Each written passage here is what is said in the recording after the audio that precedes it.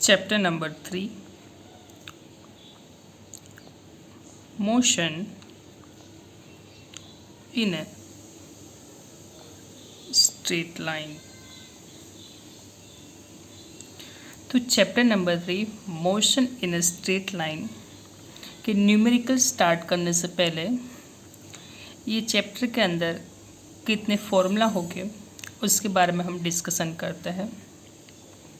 तो chapter number 3 के अंदर आपको ओनली 10 फॉर्मूला आपको याद रखना है और यही 10 फॉर्मूला का यूज़ करके आप किसी भी तरह के प्रॉब्लम्स सॉल्व कर सकते हो। तो देखते हैं। First, velocity. वेलोसिटी का फॉर्मूला क्या होगा? तो velocity is equal to distance upon time.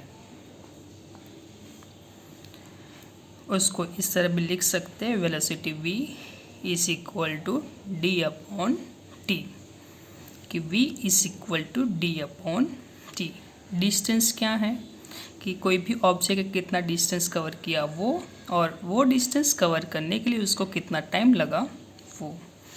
जो भी आंसर आएगा उसके पीछे आप यूनिट लगाओगे मीटर पर सेकंड।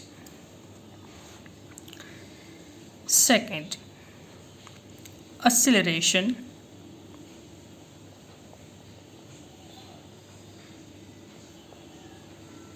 तो एक्सीलरेशन का फॉर्मूला क्या होगा? तो acceleration is equal to velocity upon time. तो उसको इस तरह लिख सकते हैं, a is equal to V upon T, क्योंकि वेलोसिटी दिया होगा तो ही हम एक्सीलरेशन फाइंड कर पाएंगे। तो कोई भी क्वेश्चन के अंदर आपको बोला है एक्सीलरेशन फाइंड करो, तो वेलोसिटी नहीं दिया है, तो फर्स्ट ऑफ ऑल ये फॉर्मूला का यूज़ करके आपको वेलोसिटी फाइंड करना होगा। तो a is equal to V upon T, और जो भी आंसर आएगा उसके पीछे आप यूनिट लगाओगे मीटर पर second square. Third, average velocity. पहले हमने देखा वेलोसिटी और अब बाद में देखते हैं एवरेज वेलोसिटी। तो एवरेज वेलोसिटी हम कैसे फाइंड करेंगे? तो उसका फॉर्मूला है displacement upon time taken. Average velocity is equal to displacement upon time taken. यहाँ पर डिस्टेंस था, डिस्प्लेसमेंट मैं आपको बता दूँ कि distance is equal to displacement बोल सकते हैं। दोनों टर्म का मतलब एक ही है। मैं आपको एग्जांपल समझाता हूँ कि सपोज यहाँ पे कोई एक रेफरेंस पॉइंट A है और यहाँ पे कोई एक रेफरेंस पॉइंट B है। यहाँ पे A के ऊपर डिस्टेंस लिखा हुआ है 10 सेंटीमीटर और यहाँ पे B के ऊपर लिखा हुआ है 30 सेंटीमीटर। तो आपको डिस्टेंस और डिस्प्लेसमेंट दोनों टर्म एक ही है। तो मैं बताता हूँ कि डिस्टेंस आपको कितना मिलेगा। तो डिस्टेंस आपको फाइंड करना है, तो distance is equal to compulsory आपको लेना होगा final point minus initial point. मतलब ए से कोई भी ऑब्जेक्ट ने रन करने का स्टार्ट किया, कहाँ तक गया? बी पॉइंट तक। तो स्टार्टिंग पॉइंट उसका ए हुआ, एंडिंग पॉइंट उसका बी हुआ। तो फाइनल कितना है? 30, उसमें से इनिशियल कितना है? 10। तो हमें कितना मिलेगा? 20 सेंटीमीटर। जितना उसने डिस्टेंस कवर किया इतना उसने डिस्प्लेसमेंट किया। तो आपको पता चल क्या होगा डिस्प्लेसमेंट डिस्टेंस और डिस्प्लेसमेंट हम कैसे फाइंड कर सकते हैं। तो एवरेज वेलोसिटी फाइंड करनी है तो डिस्प्लेसमेंट और उसको जितना डिस्टेंस कवर करना है उसके लिए कितना टाइम लगता है वो फॉर्मूला के अंदर यूज़ होगा। उसके बाद fourth number, average speed. Average speed find करने का फॉर्मूला है path length upon time taken.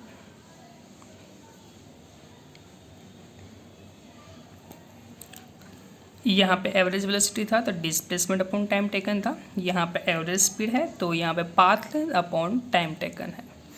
तो यही एग्जाम्पल के लिए मेरे को पाथ लेंथ फाइंड करना है।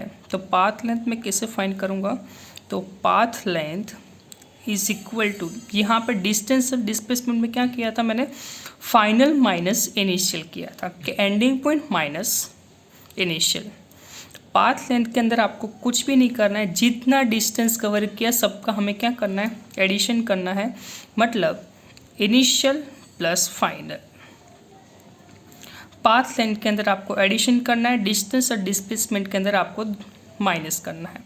तो इनिशियल पॉइंट कितना है 10, फाइनल पॉइंट कितना है 30, तो 30 प्लस 10 40 सेंटीमीटर जितना उसका पाथ लेंथ आएगा। तो डिस्प्लेसमेंट और पाथ लेंथ दोनों का डिफरेंस आप अच्छी तरह से समझ चुके हो। तो एवरेज स्पीड फाइंड करने का फॉर्मूला है path length upon time taken. उसके बाद 5th नंबर के ऊपर resultant velocity. Resultant velocity find करने का फॉर्मूला आपको याद रखना होगा, RV is equal to under root VX² plus VY²। जैसे 10th में आप पाइथागोरस थ्योरम के अंदर AC² is equal to AB² plus BC² use करते थे, तो AC is equal to AB² plus BC² लिखते थे। इसी तरह यहाँ पर resultant velocity is equal to under root VX² plus VY²। तो डायरेक्टली ये फॉर्मूला याद रखो रिजल्टेंट वेलोसिटी फाइंड करने का। और सपोज आपको ऐसा बोला है कि एंगल आपको फाइंड करना है, रिजल्टेंट वेलोसिटी फाइंड करने का बोला है और क्वेश्चन में ऐसा मेंशन नहीं किया हुआ है कि आप एंगल फाइंड करो, तो भी आपको एंगल फाइंड करना होगा। तो tan theta is equal to, आपको फॉर्मूला पता है कि sin theta upon cos theta. तो tan theta is equal to sin theta, तो मैंने आपको बताया हुआ था कि साइन एंगल कब जनरेट होगा, वो वर्टिकल सरफेस के साथ कोई एंगल बनाएगा तो sin थीटा, और हॉरिजॉन्टल सरफेस के साथ एंगल बनाएगा तो cos थीटा। तो हमेशा आपको क्या लेना है, Vy अपॉन Vx, क्योंकि Vy वर्टिकल है और Vx हॉरिजॉन्टल है। तो आपको यहाँ पे एंगल मिल जाएगा theta is equal to tan inverse Vy upon Vx। तो रिजल्टेंट वेलोसिटी का फॉर्मूला ये, और एंगल फाइंड करने का फॉर्मूला आपको ये याद रखना होगा। ये पूरी मेथड आपको बतानी है तो बता सकते हो, अदरवाइज डायरेक्टली ये फॉर्मूला भी आप अप्लाई कर सकते हो। और ये tan इनवर्स कैसे फाइंड करेंगे मैं आपको जब न्यूमेरिकल सॉल्व कराऊंगा तब आपको बताऊंगा। उसके बाद 6 number,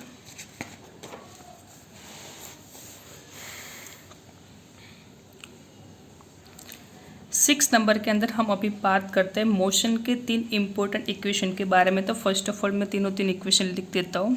V is equal to V0 plus AT। 7 number, D is equal to V0T plus 1/2 AT²। उसके बाद V² माइनस V0² 2x। ये तीनों मोशन के मोस्ट इम्पोर्टेंट इक्वेशन है। तो फर्स्ट ऑफ ऑल मैं टर्म आपको समझा देता हूँ। v मतलब फाइनल वेलोसिटी, V0 मतलब इनिशियल वेलोसिटी, a मतलब एक्सेलरेशन और t मतलब टाइम। d मतलब डिस्टेंस, V0 मतलब इनिशियल वेलोसिटी, t मतलब टाइम, a मतलब एक्सेलरेशन और t मतलब टाइम। v मतलब फाइनल वेलोसिटी, V0 मतलब इनिशियल वेलोसिटी, a मतलब एक्सेलरेशन और x मतलब डिस्टेंस। तो तीनों इक्वेशन मोशन के है। तो क्वेश्चन के अंदर क्या मेंशन किया होगा तो आपको पता चलेगा कि इन तीनों इक्वेशन में से कोई भी एक इक्वेशन हमें सिलेक्ट करना है। तो देखते हैं कि क्वेश्चन में आपको क्या दिया होगा, तब आप तीनों में से कोई भी एक इक्वेशन का यूज़ कर सकते हो। तो फर्स्ट नंबर के इक्वेशन का हम यूज़ कब करेंगे, जब आपको क्वेश्चन में डिस्टेंस ही नहीं दिया होगा। क्वेश्चन के अंदर जब आपको डिस्टेंस नहीं दिया होगा तब कंपल्सरी आपको ये फॉर्मूला का यूज़ करना होगा। देखो पूरे इक्वेशन के अंदर डिस्टेंस है ही नहीं। सेकंड में देख सकते हो कि यहाँ पे डिस्टेंस है और x का मतलब भी मैंने आपको बताया कि डिस्टेंस है। तो एक ही बचा कि डिस्टेंस नहीं है, तो यही फॉर्मूला का यूज़ कर सकते हैं। पर सपोज़ डिस्टेंस दिया हुआ है तो इन दोनों में से कौन से इक्वेशन का हम यूज़ करें, क्योंकि दोनों में डिस्टेंस है। तो मैं आपको बता दूं कि ये सेकंड नंबर के इक्वेशन का हम यूज़ कब करेंगे, v इज़ नॉट गिवन। क्या ये इक्वेशन का कब यूज़ करेंगे, जब फाइनल वेलोसिटी आपको दिया नहीं होगा क्वेश्चन में, तब आप ये इक्वेशन का यूज़ कर सकते हो। क्योंकि दोनों में डिस्टेंस तो है ही, पर यहाँ पे फाइनल इनिशियल वेलोसिटी दोनों है, यहाँ पे ओनली इनिशियल वेलोसिटी है, फाइनल वेलोसिटी आपको दिया नहीं है, इसलिए कंपल्सरी आप ये फॉर्मूला का यूज़ कर सकते हो। और लास्ट फॉर्मूला का यूज़ कब कर सकते हो, जब आपको क्वेश्चन के अंदर टाइम ही नहीं दिया हुआ है। देख सकते हो कि फर्स्ट में टाइम है, सेकेंड में टाइम है और यहाँ पे टाइम है ही नहीं। तो जब क्वेश्चन के अंदर टाइम नहीं दिया हुआ है तो ये इक्वेशन का यूज़ कर सकते हो। तो तीन इक्वेशन का यूज़ कब करना है, तो ये डिटेल्स मैंने आपको बताई, वो आप लिख लो। आपको क्वेश्चन समझने के लिए और इक्वेशन कौन सा पुट करना है वो समझने में आपको ज़रूर हेल्प हो जाएगी।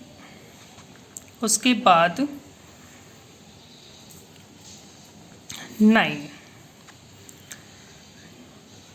dn is equal to v0 plus a/2 2n minus 1।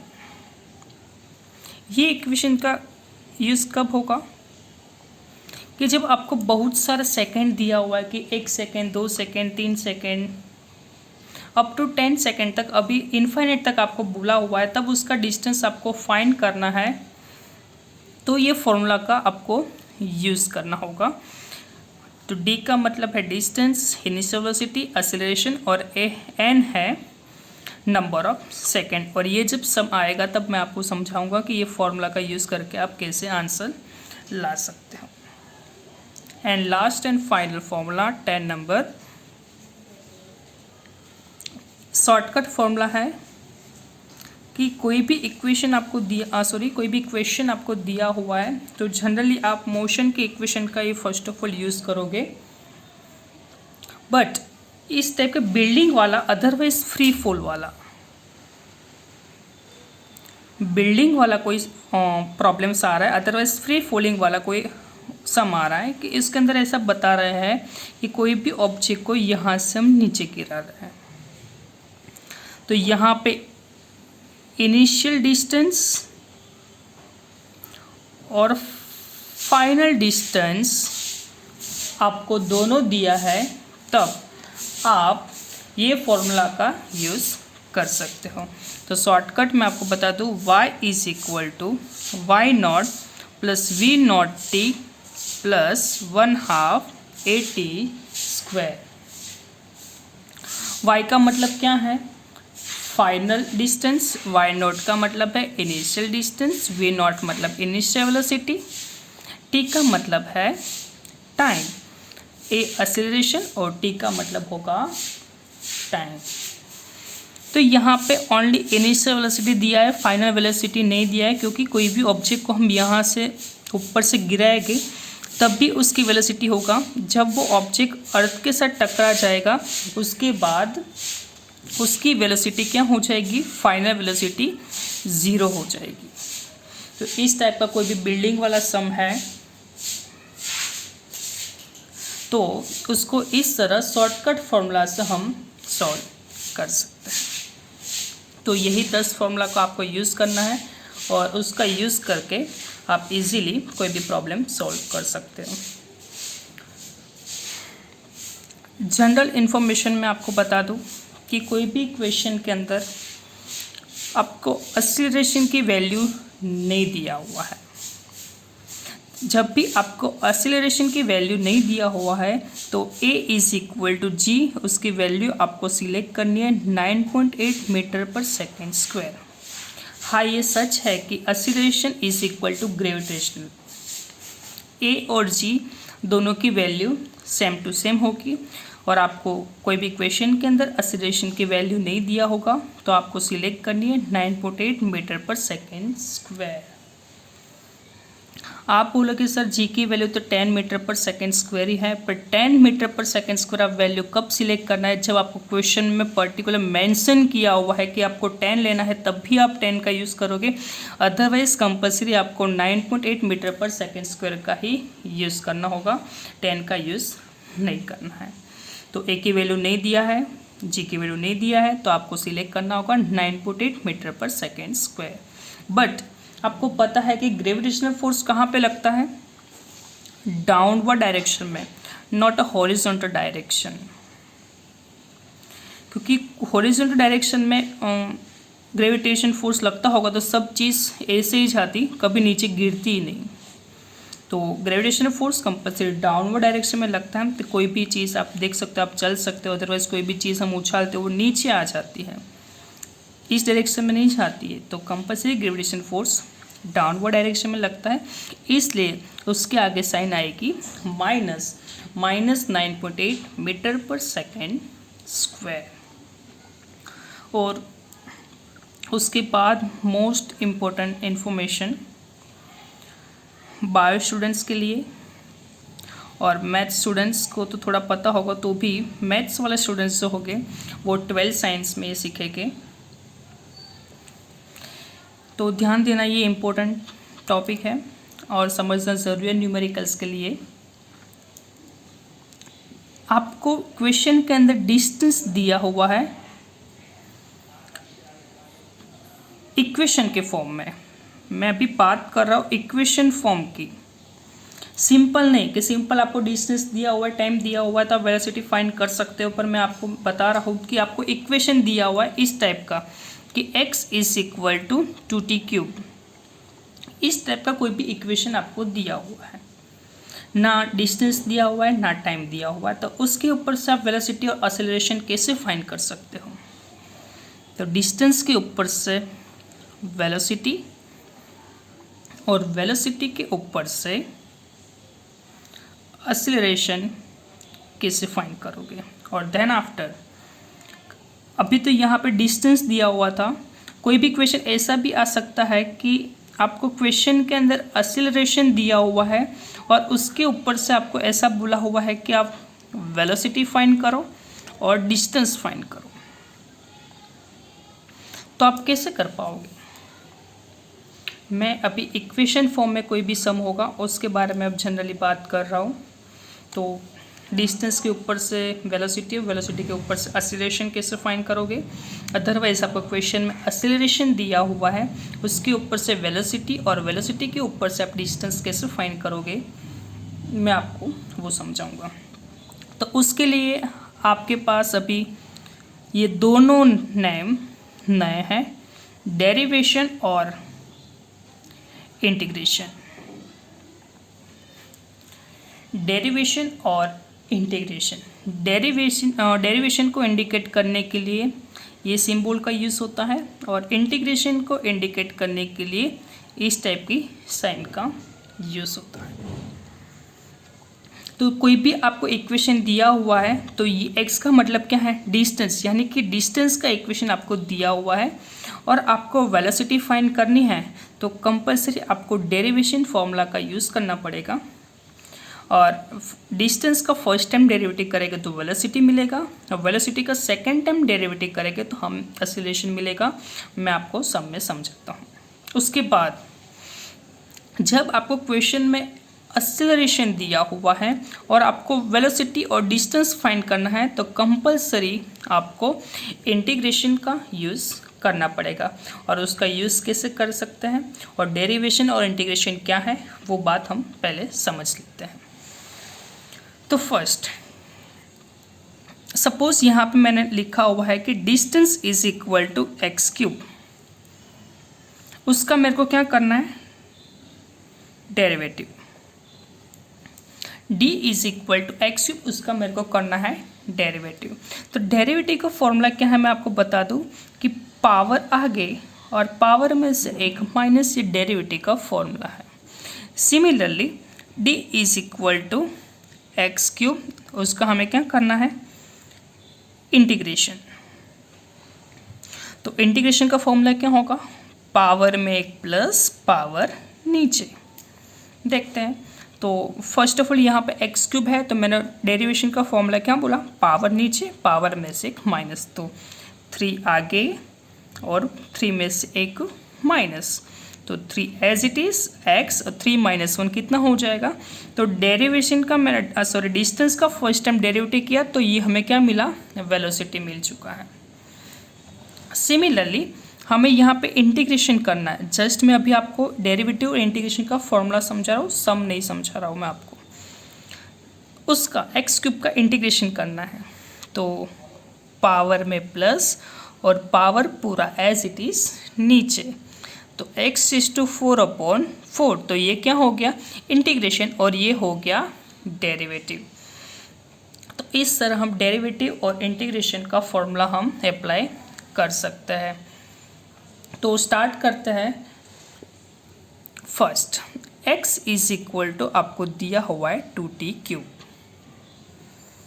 ये आपको डिस्टेंस दिया हुआ है और क्वेश्चन के अंदर बोला हुआ है कि फाइंड वेलोसिटी एंड एक्सीलरेशन। तो फर्स्ट ऑफ ऑल आपको डेरिवेटिव करना होगा।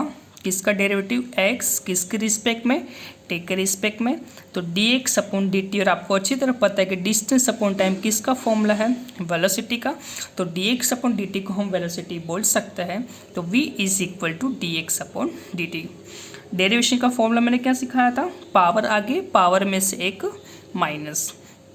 2 कांस्टेंट है, तो 2 को मैं यहाँ पे एज इट इज रखूँगा।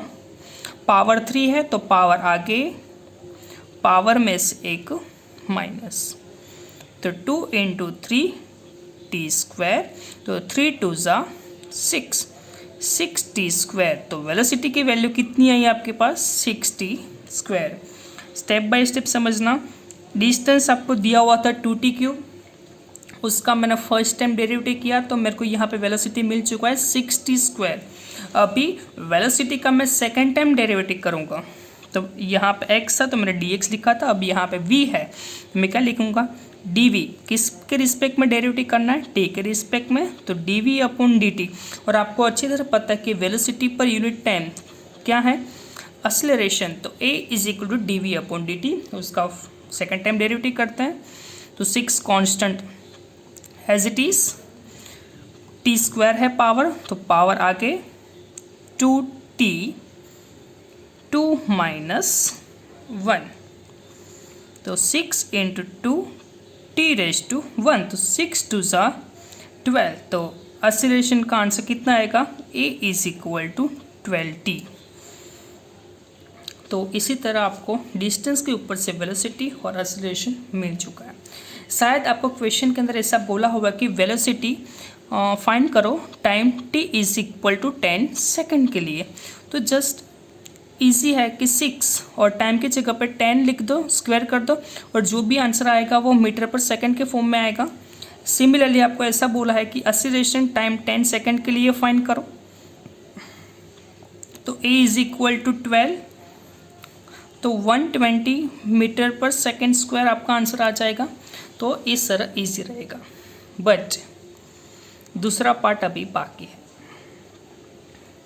ये मैंने आपको समझाया कि डिस्टेंस के ऊपर से वेलोसिटी और वेलोसिटी के ऊपर से एक्सीलरेशन कैसे फाइंड कर सकते हैं।